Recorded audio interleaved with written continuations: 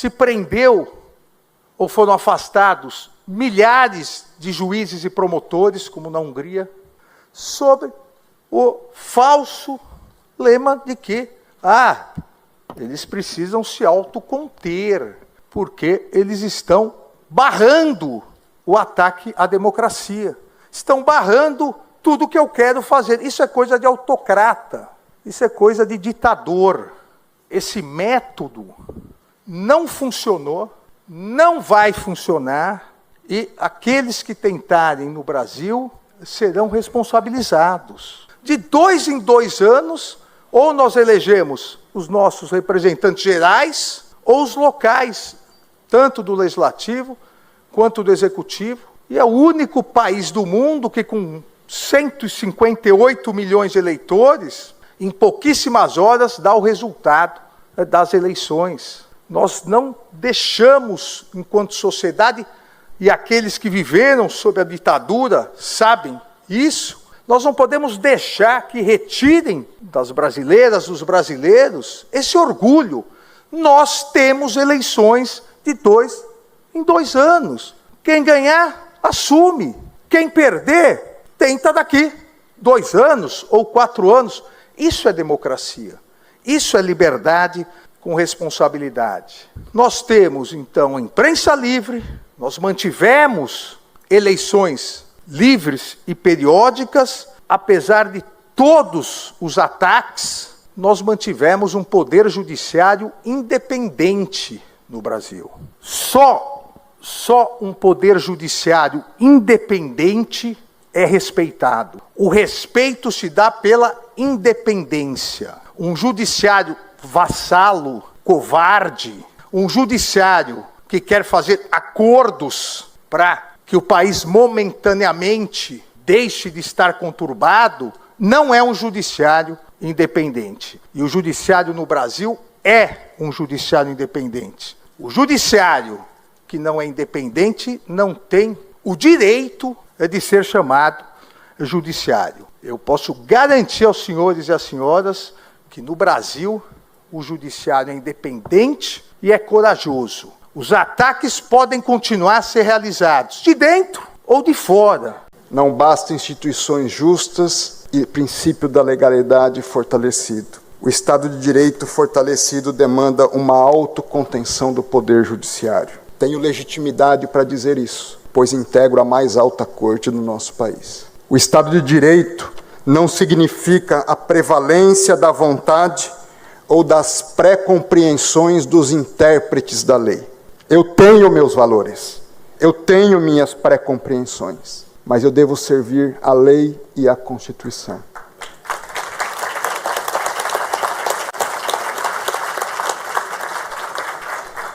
O que significa que o judiciário não pode ser o fator de criação e inovação legislativa.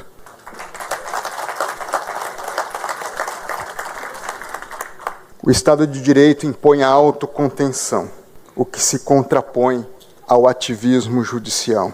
O ativismo suprime, desconsidera e supera os consensos sociais estabelecidos pelos representantes periodicamente eleitos pelo verdadeiro detentor do poder, que é o povo. O ativismo judicial implica no reconhecimento implícito de que o judiciário tem a prevalência sobre os demais poderes. O ativismo implica na superação da vontade democrática, cujo consenso legítimo pode ser decidir, mas também pode ser não decidir. O ativismo judicial implica no enfraquecimento e na superação do princípio democrático. E o ativismo judicial implica no reconhecimento implícito, ainda que não desejado, do enfraquecimento dos demais poderes. Muito obrigado pela atenção.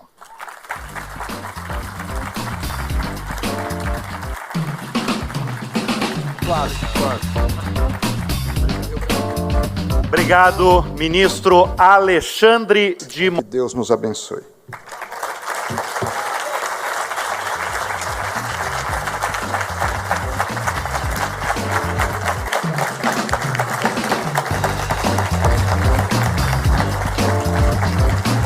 O Brasil ainda não sabe, mas A Polícia Federal investigou André Mendonça. Exatamente isso. Agora devemos saber, né? Precisamos saber. O Brasil quer saber.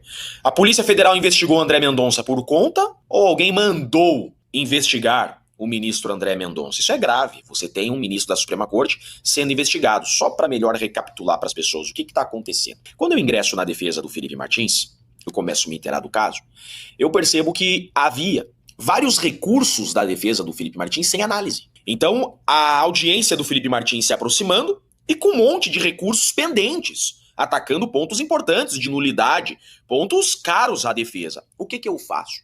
Eu faço um mandado de segurança. Mandado de segurança é um remédio constitucional legítimo.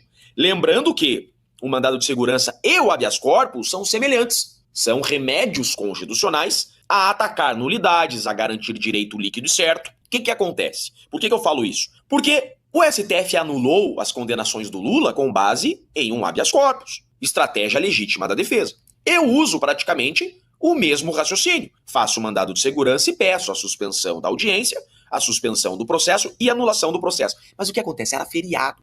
E eu já estava certo que esse meu mandado de segurança cairia para o Fachin, porque o Fachin estava de plantão. Então, eu faço mandado de segurança, não conheço o Fachin indicado pelo Lula, inclusive, mas pelo menos não seria o Alexandre de Moraes, que é manifestamente parcial a analisar qualquer pedido nesse caso, todo mundo sabe disso, né? Quando a gente faz esse mandado de segurança, um recurso constitucional, né, ele cai para o André Mendonça. Por quê? Porque o Fachin assumiu a presidência, o Barroso sai de férias naquele dia, e ele cai para o André Mendonça. Perfeito. O que acontece? O Eduardo Bolsonaro manda uma mensagem para o Jair. O mandado de segurança da defesa do Felipe Martins, que pode anular tudo, caiu para o André Mendonça. Uma forma de comemorar que não estava com Alexandre de Moraes. A Polícia Federal faz uma busca na casa do Bolsonaro e encontra essas mensagens no celular do Bolsonaro. Perfeito. Não são mensagens minhas, né?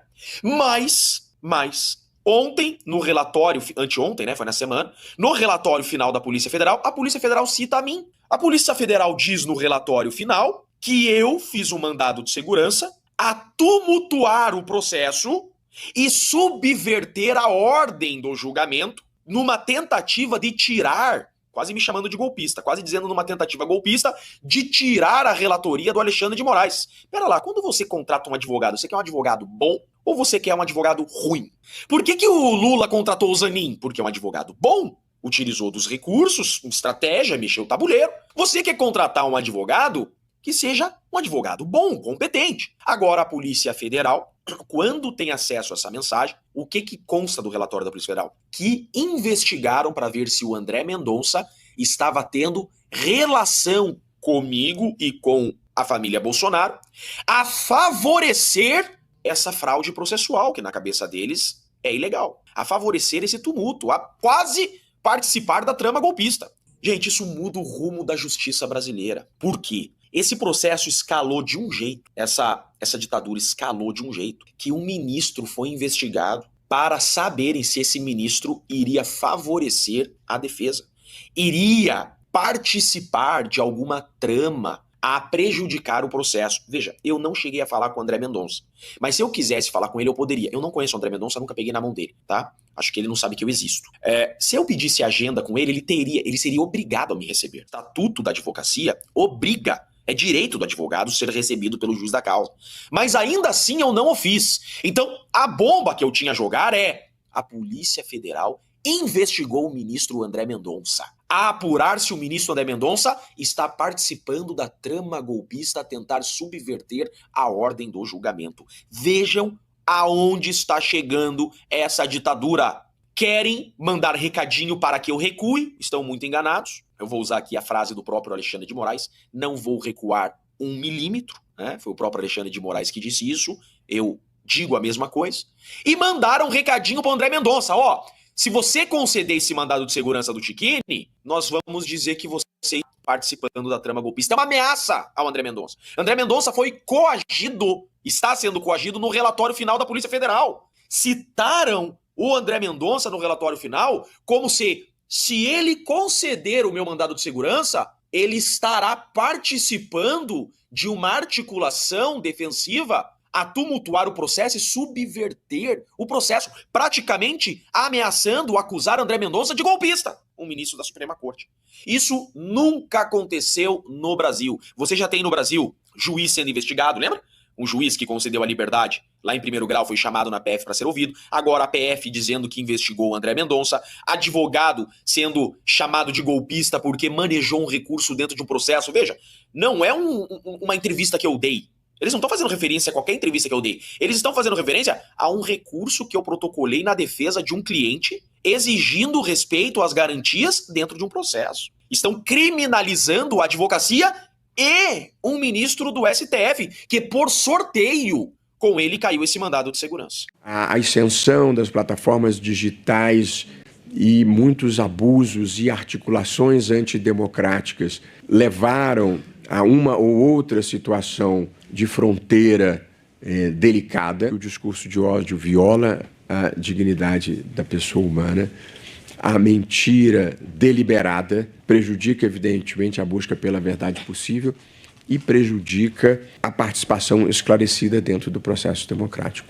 Portanto, algum grau de regulação se tornou imprescindível, não é contra a liberdade de expressão, é a favor da liberdade de expressão, para protegê-la. Me preocupou a fala do ministro, Tralli, porque ele trouxe à tona justamente esse tema de discursos antidemocráticos ou o que ele chamou de mentiras deliberadas, né? Se a gente regula as redes para acabar com as mentiras deliberadas, a gente está dizendo o seguinte: então vai ter alguém com autoridade para dizer o que é mentira e o que não é, e mais, qual mentira foi fruto da má intenção, né, da intenção de enganar, mentira deliberada, e quais foram meros erros ali que o usuário cometeu. A gente vai estar dizendo, redes sociais, vocês vão ter a incumbência de fazer essa diferenciação e tirar certos tipos de conteúdo. Me parece que a gente, ao fazer isso, entrega a liberdade de expressão ao arbítrio de um gestor de redes sociais que vai ter a postura mais conservadora, empresarial, de dizer tudo o que parece meio arriscado, aí a tendência da empresa vai ser tirar, porque ela não vai querer ser punida depois. Por isso, acho que a gente tem que pensar muito bem, será que o melhor não é deixar que justamente a avaliação de quais discursos são ilegais ou não, que a gente deixe esta avaliação